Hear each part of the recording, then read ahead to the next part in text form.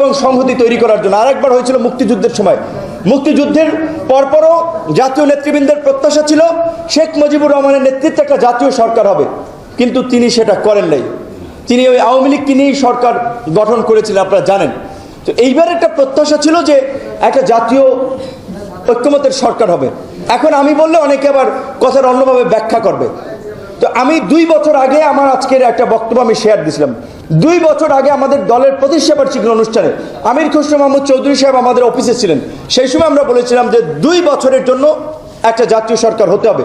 রাষ্ট্রের কাঠামো যেভাবে ভেঙে তছনছ করে দিয়েছে, 1 বছর আগে বলেছিলাম, এখনো ওই জায়গায় আমরা মনে করি যে রাজনৈতিক ঐক্যমতের ভিত্তিতে নাগরিকদের অংশগ্রহণের মধ্যে দিয়ে এই সরকারকে জাতীয় সরকারের রূপ দিয়ে 2 বছরের জন্য সরকার চালাতে হবে। কিন্তু এই কাঠামোতে, এই এনজিও মার্কা কাঠামোতে 6 মাস টেকা অসম্ভব হবে। শীতের সময় গ্রামে অনেকে বলে, একটু অসুস্থ মানুষ, বয়স্ক মানুষ দেখে যে এই শীত ওঠে কিনা সন্দেহ আছে। তো এই কাঠামোতে যদি সরকার থাকে তাহলে 6 মাস যায় কিনা সন্দেহ আছে। কারণ হচ্ছে সরকারের মধ্যেই বেনিফিশিয়ারিরা ঢুকে গেছে, আশপাশে সুবিধাভোগীরা আছে, ফ্যাসিস্টের দোসররা আছে। সরকারের রাষ্ট্র পরিচালনার অভিজ্ঞতা ছিল না, একজনের একটা মিনিস্ট্রি চালানোর অভিজ্ঞতা নাই, তারা দিচ্ছেন আপনি 3টা মিনিস্ট্রি। এটা কি পুতুল খেলা? রাষ্ট্র পরিচালনা কি পুতুল খেলা? অভিজ্ঞতা ছাড়া আপনি 3টা মিনিস্ট্রি সামলাবেন? তো দরকার কি একজনের 3টা নেওয়ার, 4টে নেওয়ার? অন্য লোককে ইনক্লুড করেন। আমরা একটা কথা অনেকে ভাবতে পারি যে নূর ভাই এত কথা বলে যে নূর ভাই বোধহয় সরকারে যেতে চায়।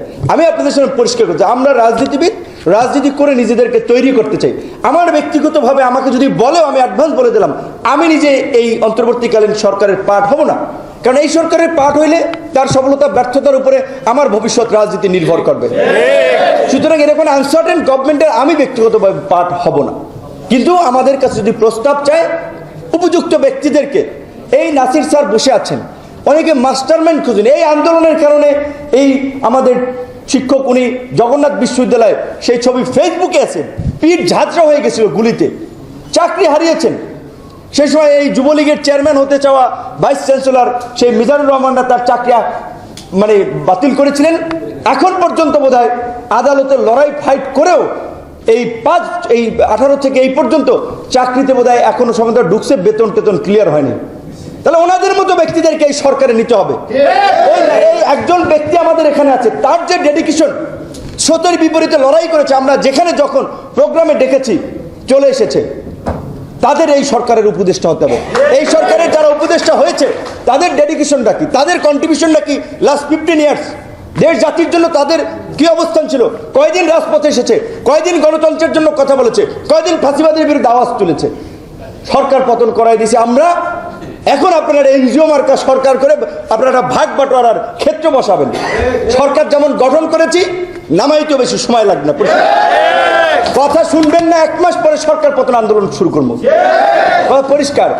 গুটি কয়েক ছাত্র সমন্বয়কে নিয়ে ভাববেন আপনারা সব পরিচালনা করবেন।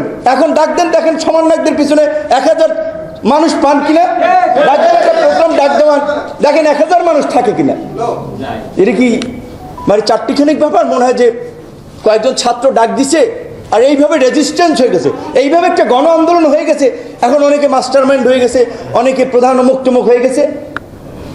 আন্দোলন তো একটা প্রেক্ষাপট ছিল, গত 1.5 দশকে সেই প্রেক্ষাপট রচনা হয়েছে। ধীরে ধীরে অনেকগুলো ঘটনা একটা একটা করে সুতা গেথে আজকের এই অবস্থায় নিয়ে এসেছে।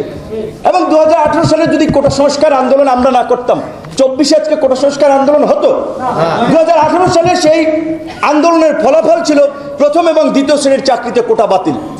সেইটা থেকে যখন কামব্যাক করে নিয়ে আসছে প্রথম দ্বিতীয় মুক্তিযোদ্ধা কোটা, সেইটাকে ইস্যু করে আন্দোলন হয়েছে। আর 2018 সালের আগে আবার সফল কোটা সংস্কার আন্দোলন হয়নি। 18 সালের এই আন্দোলন হতো, 24-এর এই আন্দোলন হতো না। আজকের এই নেতৃবৃন্দের কথাও যদি বলেন, আমাদের কৃতিত্বের কথা না, অনেকের পেছনে আমাদের অর্থ, শ্রম, মেধা ইনভেস্ট করে আমরা তৈরি করেছি তাদেরকে। রাজনীতিতে পথ চলায় স্বামী স্ত্রীর সংসার টেকে না। রাজনীতি তো একসময় মত পথের বিরোধ কেন্দ্র করে একজনের অভিমান, মান অভিমান তৈরি হতেই পারে, সক্রিয়তা নিষ্ক্রিয়তা থাকতেই পারে, কিন্তু তাদের রাজনীতির হাতে খড়িটা।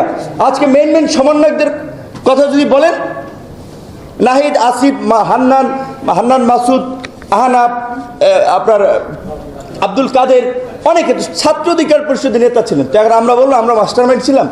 বিএনপি জামাতের মতো একটা শক্তিশালী রাজনৈতিক দল ছাড়া এই আন্দোলনকে কখনোই সফল করা সম্ভব হতো না।